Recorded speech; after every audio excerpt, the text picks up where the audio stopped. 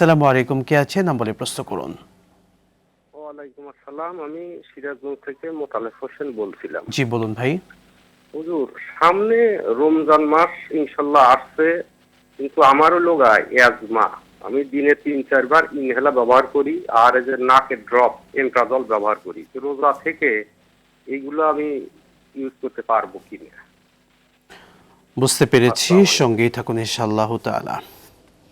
শেখ, আমরা প্রথমে এই প্রশ্নটির অ্যান্সারে নিচ্ছি। আপনি বুঝতে পেরেছেন সামনে যেহেতু রোজা, বা আমরা যখন নফল রোজাই রাখি সেক্ষেত্রে ইনহেলার কিংবা তিনি যে কথাগুলো বললেন এক্ষেত্রে কোনো প্রবলেম হবে কিনা। রোজা রাখার ক্ষেত্রে আমাদেরকে কিছু জিনিস থেকে বিরত থাকতে হয়, পানাহার, যৌনাচার, কদাচার থেকে। তো এক্ষেত্রে যেহেতু রোজা রাখার মধ্যে তাকে খাদ্য নিবারণ বিষয় জিনিস না, এটা তার চিকিৎসাজনিত বিষয়, সেক্ষেত্রে এটা ব্যবহার করে সে রোজা রাখতে পারবে। তো যদি তার এই বিষয়টি খাদ্যের নিবারণের ক্ষেত্রে, ক্ষুধার নিবারণের ক্ষেত্রে যদি এটা উপাদেয় বিষয় হয়, সেক্ষেত্রে না। আসলে ইনহেলার তো খাদ্য নিবারণ করছে না, এটা তার শারীরিক অসুস্থতার কারণে, এটা সেক্ষেত্রে কোনো প্রবলেম হবে না। উলামায়ে কেরাম এই ব্যাপারে মতামত দিয়েছেন। জাযাকাল্লাহু খাইরান। শেখ, আমরা এর পূর্বে যে প্রশ্ন করেছিলাম, আমাদের সমাজে অনেক বাবা মা সন্তান মাদক ব্যবসা করছে, বাবা মা সেক্ষেত্রে প্রাউড ফিল করে।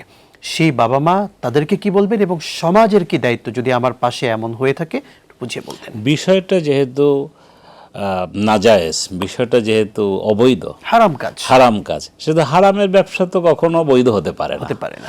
এটা সর্বক্ষেত্রে বর্জনীয়, এবং আল্লাহ তাআলা সরাসরি মদকে, জুয়াকে হারাম করেছেন। সেখানে সেই ব্যবসাটা কি করে হবে? আল্লাহ বলেন আহাল্লাল্লাহুল বাইয়া ওয়া হাররামার রিবা। এর মধ্যে সুদ যেভাবে হারাম সেভাবে জুয়াটাও হারাম, সেভাবে মদ মাদক ব্যবসাও হারাম, মাদকটাও হারাম। তো এই ব্যবসাটা কখনো বৈধ হতে বাবা মা এটা কিভাবে করতে পারে?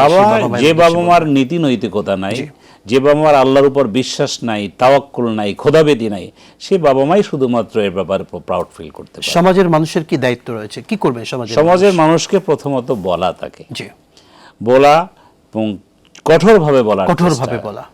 মান রাআ মিনকুম মুনকারান ফালিয়ুগাইয়িরহু বিয়াদিহি। সমাজের মানুষের দায়িত্ব এটা বন্ধ করতে হবে। এ যদি না পারে বিলিসানিহি, তার জবান দিয়ে করতে হবে। যদি না পায়, তার অন্তরে অন্তরে তার প্রতি ঘৃণা অবস্থান করতে হবে। তবে চেষ্টা করতে হবে তাকে বোঝানো, এবং না হলে আমাদের আইন তো আছে, নিঃসন্দেহে বাংলাদেশের আইনকে আমরা শ্রদ্ধা করি।